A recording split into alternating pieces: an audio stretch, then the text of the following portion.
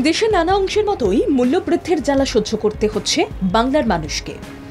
রাজ্য সরকার টাস্ক ফোর্সের মাধ্যমে নজরদারি বাড়ানোর পাশাপাশি সুফল বাংলার স্টলের মাধ্যমে বিকল্প পথে সস্তায় সবজি বিক্রির ব্যবস্থা করেছে। তবুও জ্বালানির দাম বেড়ে যাওয়া বা ফলন কমে যাওয়ার ঘাত প্রতিঘাতে মূল্যের এই ঊর্ধ্বগতি বলে বাজার বিশেষজ্ঞরা মনে করছেন। কেন কেন্দ্র দেশের মানুষের আচ্ছে দিন আনার জন্য দাম নিয়ন্ত্রণ করছে না, সে প্রশ্ন বড় করে উঠতে শুরু করে সাধারণ মানুষের মধ্যে।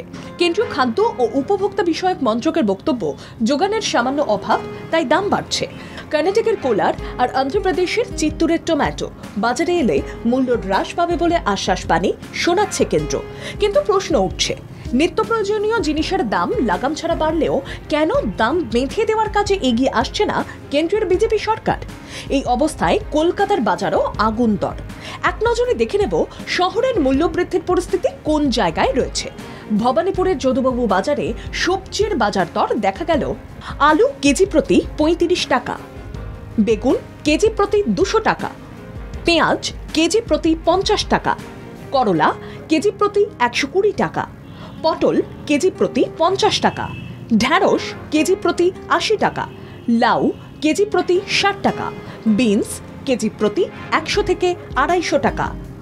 এই বাজার দর দেখে ক্রেতারা বলছেন তাঁদের পকেটের খরচ বেড়ে গেছে।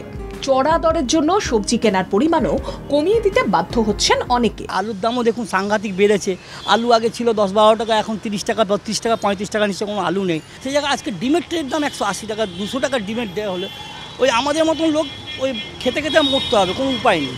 বিক্রেতারা বলছেন দাম বেড়ে যাওয়ায় আম আদমি খরচ কমাচ্ছে, যার জন্য তাদের লাভের অঙ্ক কমেছে।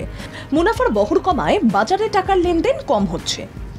আলু বেচছি ৩৫ টাকা কিলো, ১৭৫ টাকা পাল্লা, পেঁয়াজ ৫০ টাকা, পটল আছে দেশি পটল একটা ৬০ টাকা, আর নর্মাল পটল ৫০ টাকা, ঢেঁড়স বিক্রি হচ্ছে ৮০ টাকা, লাউ একটা লঙ্কা ৬০ টাকা।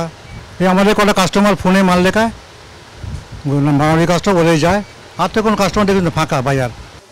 আপনার বিনস ছিল হচ্ছে ৮০ টাকা, ১০০ টাকা, সে হয়েছে ২৫০ টাকা। প্রত্যেকটা সবজি প্রায় দ্বিগুণ, কোনোটা আবার ৩ গুণও দাম বেড়েছে। এতে আমাদের কি হচ্ছে, খুচরো কাস্টমারদের সঙ্গে ডিল করতে অসুবিধা হচ্ছে বেশি। আজকে একদম, কালকে একদম, যার ফলে প্রচণ্ড স্বস্তির মধ্যে আমরা। কবে বাজারে সব জিনিসের দাম কমে সেদিকে তাকিয়ে ক্রেতা বিক্রেতা উভয়ই। বাজারের এত সবজির দাম বেড়ে যাওয়ার কারণে কিন্তু ক্রেতা বিক্রেতা থেকে শুরু করে সকলেরই সমস্যা হচ্ছে। সকালের দিকে অল্প স্বল্প ক্রেতারা আসলেও কিন্তু বেলা গড়াতেই তারা কিন্তু আর ব্যাগ নিয়ে বাজারে বেরোচ্ছেন না। কলকাতা থেকে সৌমেন ঘোষালের সঙ্গে তিতলি বিশ্বাস, বাংলা জাগো।